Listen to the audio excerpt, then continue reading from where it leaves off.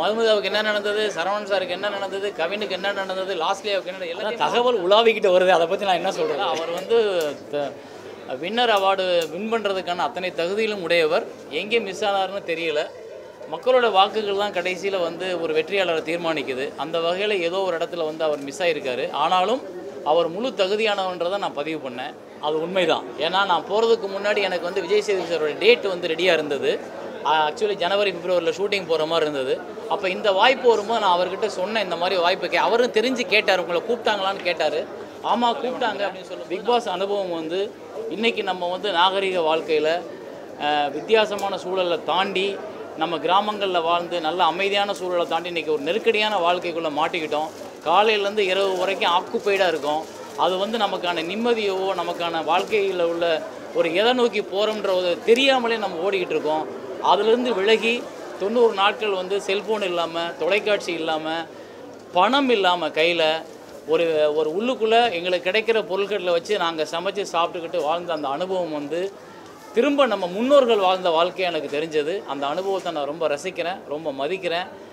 எனக்கு அந்த அனுபவத்தில் எந்த கருத்து வேறுபாடும் கிடையாது. அது இல்லை, எனக்கு என்னென்னா நான் படம் பார்க்கணுன்னு நினச்சேன். நம்ம வீட்டு பிள்ளை படம் பார்க்கணுன்னு சொல்லி கூப்பிட்டு கேட்டேன். அப்போ அவர் எனக்கு வந்து 3 நாள் முன்னாடியே ஒரு ஃபோன் பண்ணாங்க. கணேஷ் சார் ஒரு திரையரங்கம் நடத்தக்கூடிய நூற்றுக்கணக்கான ஆயிரக்கணக்கான படங்களை அதை பார்த்து வியந்து ரசித்து பார்த்துக்கிட்டு இருக்க ஒரு மனிதர் பிக் பாஸ் ஷோவை பார்த்து அதில் ஒரு கண்டஸ்டண்ட்டாக நான் போனதை 100 நாட்கள் தொடர்ந்து பார்த்து 90 நாட்கள் நான் இருந்த வரைக்கும் தொடர்ந்து பார்த்து என்னை வந்து ஒரு கிட்டத்தட்ட ஒரு 3/4 மணி நேரம் அவரும் ஒரு குடும்பத்தாரும் சேர்ந்து பாராட்டினது எனக்கு அவ்வளோ பெரிய சந்தோஷத்தை கொடுத்தது.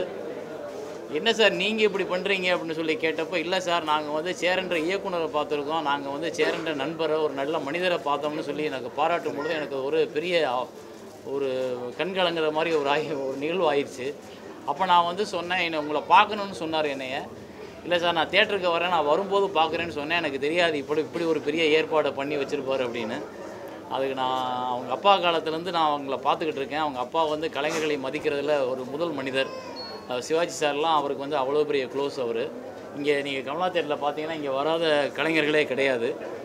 அந்த வகையில் எனக்கு இந்த கௌரவம் கிடைச்சதுக்குன்றது நான் ஒரு பெரிய பாராட்டுக்குரிய ஒரு விஷயமாக நான் நினைக்கிறேன்.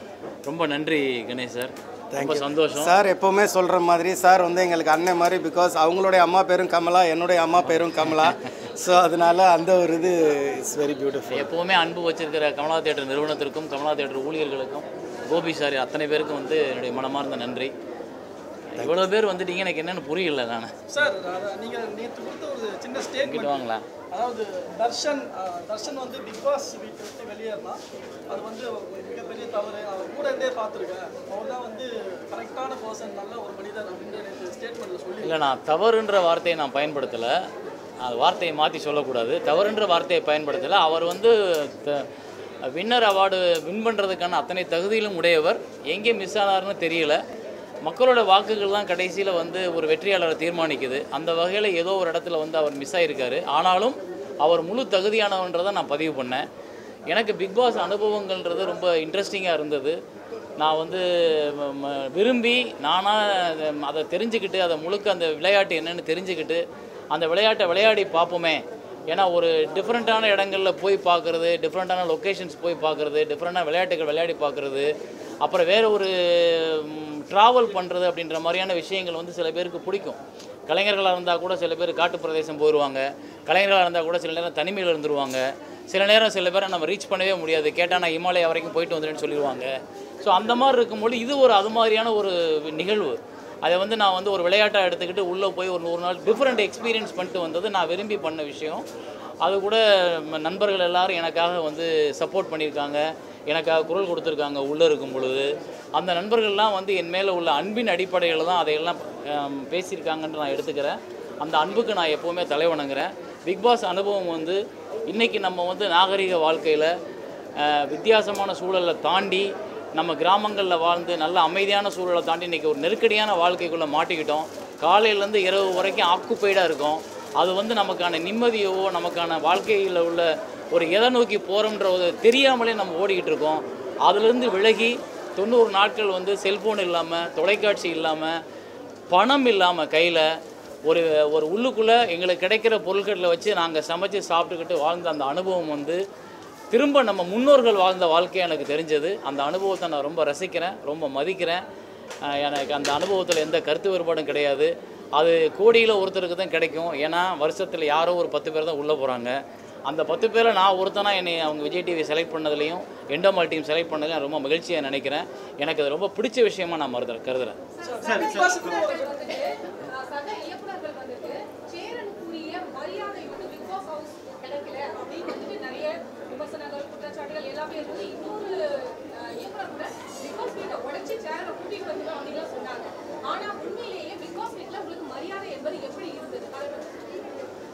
தொண்ணூற்றி ஒரு நாள் வந்து வெளிச்சம் போட்டு இந்த உலகத்துக்கே காமிச்சாச்சு. அதை தவிர நான் புதுசாக சொல்கிறதுக்கு ஒன்றுமே கிடையாது. அங்கே நடந்ததை அவங்க அப்படியே நேரடியாக காமிச்சிட்டாங்க, மரியாதை கிடைச்சதை காமிச்சிட்டாங்க, எல்லாத்தையுமே காமிச்சிட்டாங்க. அப்புறம் அது வந்து ஒரு கேம், அது விளையாடும் பொழுது சில ஏற்றத்தாழ்வுகள் இருக்க தான் செய்யும். என்னுடைய நண்பர்களான இயக்குநர்கள் என் மேல் உள்ள அன்பின் அடிப்படையில், என் மேல் உள்ள மரியாதையின் அடிப்படையில் தான் அவங்க அந்த இன்டர்வியூவை கொடுத்துருப்பாங்க. அதை நான் வந்து அவங்கள வந்து எந்த விதத்தில் ஏன் இப்படி கொடுத்தீங்கன்னு கேட்குறதுக்கான வாய்ப்பே கிடையாது. அது அவங்க எனக்கு என் மேலே வச்சுருக்க மரியாதைன்னு நான் எடுத்துக்கிறேன். அப்புறம் அந்த உள்ளே கிடைச்ச அவமரியாதைகள்ன்றது அது அவமரியாதை கிடையாது. அது அந்த சூழலில் அவங்க என்னை புரிஞ்சுக்கிட்ட விதம். ஆனால் போக போக அவங்களே எனக்கான மரியாதையை கொடுக்க ஆரம்பித்தது தான் என்னோடய வெற்றின்னு நான் நினைக்கிறேன். நான் கடைசியில் வரும்பொழுது மிக நல்ல பெயரோட இப்படி ஒரு மனிதனை சந்தித்தோன்ற பெருமையோடு தான் நான் வந்திருக்கேன். அதனால் எனக்கு அது ஒரு எந்த விதத்துலேயும் வந்து நான் வந்து அதை வந்து அவமரியாதையாக நான் பார்க்கவே இல்லை. அப்புறம் அந்த கேம் நான் விரும்பி விளையாடி போன ஒரு விஷயம். இங்கே இருக்கிறதுல வந்து எம்ஜிஆர் சிவாஜின்னு ஒரு பெரிய 2 துருவங்கள் இருந்தாங்க சினிமாவில். எம்ஜிஆரை பிடித்தவர்களுக்கு சிவாஜியை பிடிக்காது, அதுக்காக அவமரியாதை கிடையாது. சிவாஜியை பிடித்தவர்களுக்கு எம்ஜிஆரை பிடிக்காது, அதுக்காக அது அவமரியாதை கிடையாது. அதனால் இங்கே வந்து எல்லாம் பார்க்குற கண்ணோட்டம் தான் முக்கியமே ஒழிய கொஞ்சம் காலம் தாழ்ந்து அவமரியாதையோட மரியாதைகளாக மாறும் எல்லா மனிதனுக்கும், எனக்கு மட்டும் இல்லை. சார் இது ஒரு விளையாட்டு நிகழ்ச்சி தான், ஆனால் இவ்வளோ தூரம் சர்ச்சையாகிறதுக்கு என்ன காரணம்? மதுமிதா விஷயத்துலேருந்து பல பேர் வந்து பெரிய அளவுக்கு சர்ச்சையாச்சு, இதுக்கு என்ன காரணம் நினைக்கிறேன்?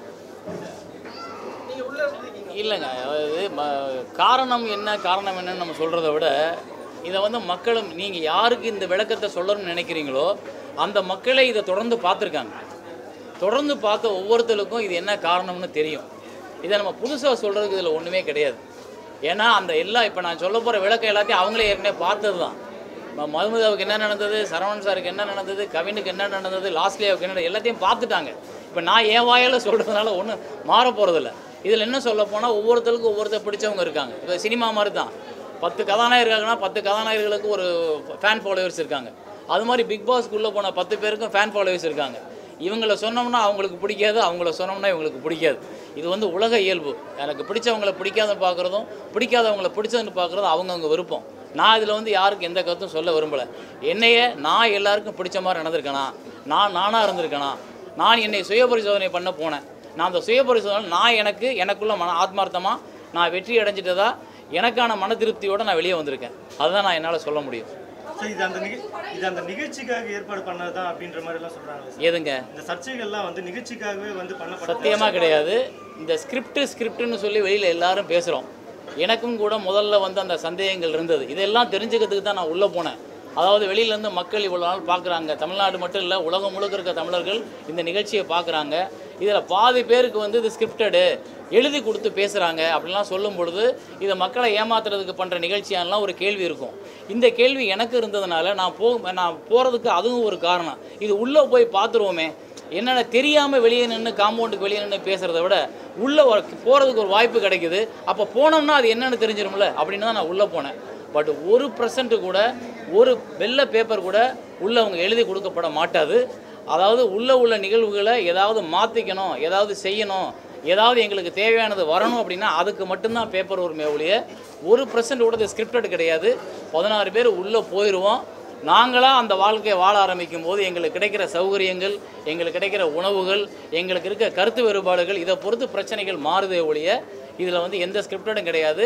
அவங்க உள்ளே விட்டதுக்கப்புறம் ஒரே ஒரு குரல் மட்டும்தான் எங்களை ஆளுமே பண்ணும், அது பிக் பாஸோட குரல். அது கூட எதுக்கு கூப்பிடும்னா டாஸ்க் எப்போ இருக்குது, என்ன டாஸ்க் நீங்கள் விளையாடணும், எப்படி விளையாடணும், இதை மட்டும்தான் சொல்லுவாங்களே ஒழிய ஸ்கிரிப்டான்றது நத்திங். இது வந்து தமிழ்நாட்டு மக்கள் அத்தனை பேத்துக்கு நான் சொல்கிறேன்.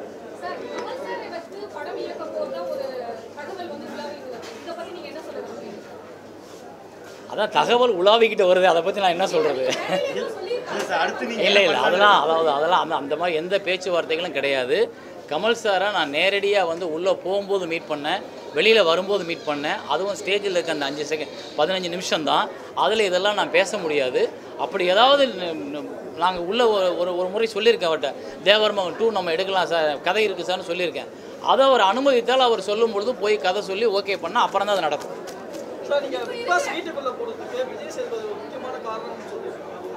அது உண்மைதான். ஏன்னா நான் போகிறதுக்கு முன்னாடி எனக்கு வந்து விஜய் சேதுபதி சாரோட டேட் வந்து ரெடியாக இருந்தது.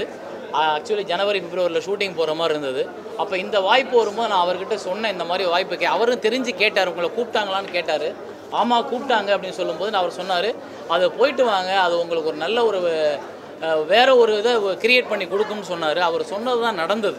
என்னென்னா நான் வந்து ஆக்சுவலி பார்த்தீங்கன்னா ஒரு 6-7 வருஷமாக தொடர்ந்து படம் பண்ணலை, அப்பப்போ ஒரு படம் பண்ணேன். அப்புறம் இன்றைக்கி இருக்க இளைஞர்களுக்கு வந்து இன்றைக்கி உள்ள இளைஞர்களோட படங்கள் தான் தெரிய ஆரம்பிச்சிச்சே ஒழிய அந்த பழைய பாண்டவர் பூமியோ வெற்றி கொடி கட்டோ ஆட்டோகிராஃபோ அவங்களுக்கு வந்து அவங்கெல்லாம் அப்போ படிச்சுக்கிட்டு இருந்த சமயமாக போச்சு. இப்போ அடுத்து நான் விஜய் சேதுபதி சாரை வச்சு பண்ணும்பொழுது ஒரு மாஸ் ரீச் தேவைப்பட்டுச்சு அவருக்கு. அப்படிப்பட்ட ஒரு இயக்குனராகவும் நான் இருக்குன்னு ஆசைப்பட்டார். அதனால் நீங்கள் இதில் போனீங்கன்னா ஒன்று உங்களை வந்து தமிழ்நாடு முழுக்க மக்களுக்கு தெரிய ஆரம்பிக்கும், எல்லா வீட்டுக்குள்ளேயும் போயிடுவீங்க, எல்லா ஜென்ரேஷனுக்கு தெரிஞ்சிடும். நம்பர் 1. நம்பர் 2, நீங்கள் போகக்கூடிய இந்த நிகழ்ச்சியில் நீங்கள் பல அனுபவங்களை சந்திச்சுட்டு வந்திருக்கீங்க. இதை ஷேர் பண்ணிங்கன்னா இது பல குடும்பங்களுக்கு உதவும்னாரு. அதை நான் செஞ்சுட்டு வந்திருக்கேன். சார் பிக் பாஸ் நிகழ்ச்சிக்கு அப்புறம் இந்த பக்கம் யாரும் கேள்வி கேட்கலையா? சொல்லுங்க.